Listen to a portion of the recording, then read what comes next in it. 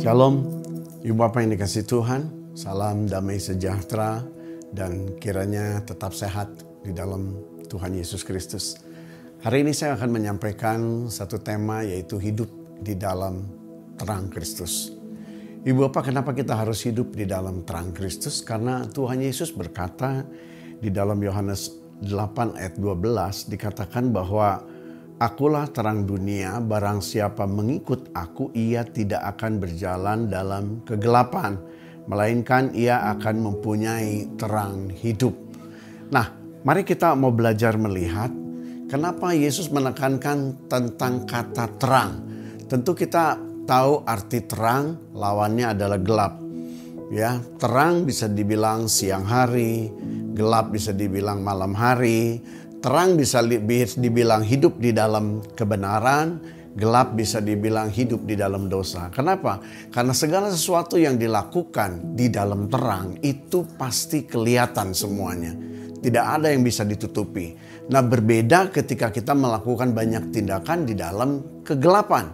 Maka segala sesuatu akan menjadi tersembunyi. Nah, untuk itu kita akan belajar bersama di dalam 1 Yohanes 1 ayat 5. Sampai dengan 10 ya. Satu persatu kita mau kupas ayat ini. Dan inilah berita yang telah kami dengar dari Dia dan yang kami sampaikan kepada kamu. Perhatikan ini. Allah adalah terang. Dan di dalam Dia sama sekali tidak ada kegelapan. Sekali lagi. Bahwa Allah adalah terang. Ya. Dan di dalam Dia, di dalam terang. Sama sekali. Artinya kalau sama sekali ya memang tidak ada peluang untuk ada kegelapan masuk di dalam hidup orang yang percaya kepada Yesus Tuhan. Nah, dalam hal ini kita boleh melihat bahwa Yesus menuntut kita untuk hidup di dalam terang agar hidup kita juga boleh menjadi terang bagi orang lain. Ya, hidup di dalam terang adalah hidup sesuai dengan kehendak Allah. Karena sekali lagi, di dalam terang segala tindakan, tingkah laku, ucapan semuanya terbuka. Tidak ada yang bisa ditutupi. Nah, untuk itu Tuhan mau juga kita melakukan tindakan-tindakan ini menjadi berkat bagi banyak orang. Sehingga kita akan tunduk kepada kehendak Tuhan. Nah, di ayat 6 berkata begini. Jika kita katakan bahwa kita beroleh persekutuan dengan Dia, namun kita hidup di dalam kegelapan, kita berdusta dan kita tidak melakukan kebenaran. Jadi artinya dikatakan gini, kita ngomongnya bersekutu dengan Tuhan, namun hidup kita ada di dalam kegelapan. Maka Alkitab dengan keras berkata kita sedang berdusta. Ya, bahwa di dalam dosa tidak ada terang. Kesenangan-kesenangan duniawi itu yang akan ditemui di dalam dosa atau di dalam kegelapan. Nah, berbeda ketika hidup di dalam terang. Yohanes 1 ayat yang ketujuhnya berkata begini. Tetapi jika kita hidup di dalam terang, sama seperti Dia ada di dalam terang, maka kita beroleh persekutuan seorang dengan yang lain. Dan darah Yesus anaknya itu menyucikan kita daripada segala dosa. Perhatikan tadi dikatakan jika kita hidup di dalam terang. Artinya kita mempercayai kebenaran Tuhan dan kita boleh hidup di dalam kebenaran, yaitu firman-Nya.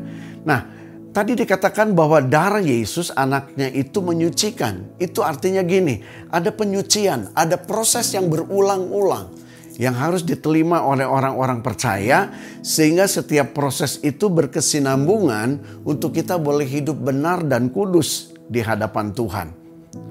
Jadi di dalam 1 Yohanes 1 ayat 8-nya, jika kita berkata bahwa kita tidak berdosa, maka kita menipu diri kita sendiri dan kebenaran tidak ada di dalam diri kita.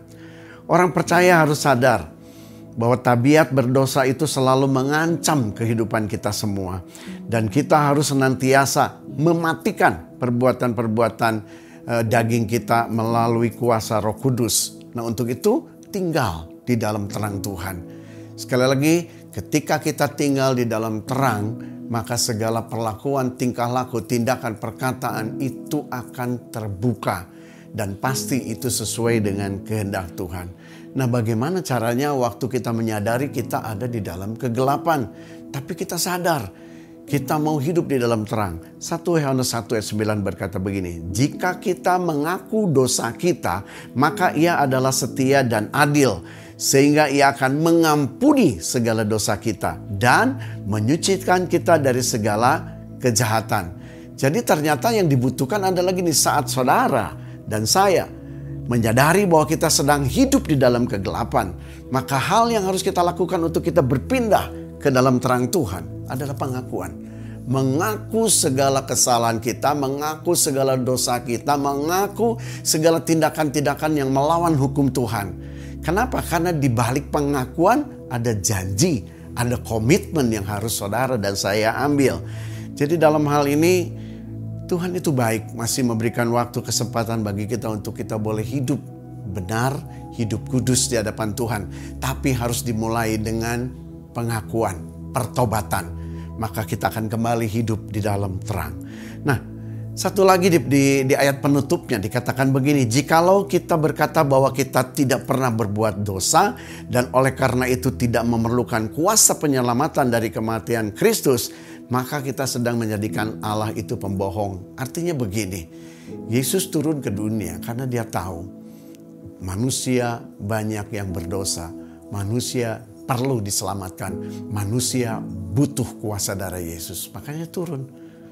Ya, kemudian oleh darah Yesus kita disucikan, sehingga ketika kita hidup di dalam kegelapan yang gelap sekali, oleh darah Yesus kita dikuduskan dan berpindah menjadi hidup terang. 1 Yohanes 1 ayat 10, ayat yang terakhir.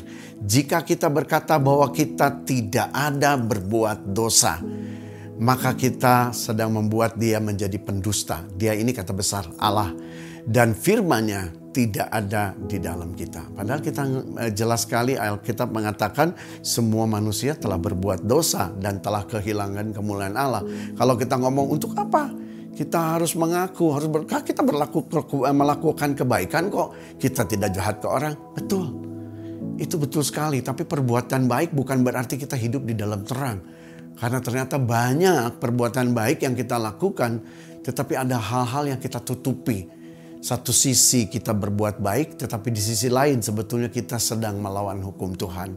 Makanya pesannya hari ini, hiduplah di dalam terang Kristus, sehingga segala sesuatu yang saudara dan saya kerjakan akan menjadi berkat bagi kita, bagi orang lain, dan tentu memuliakan Tuhan. Bertobatlah. Tuhan Yesus memberkati. Shalom.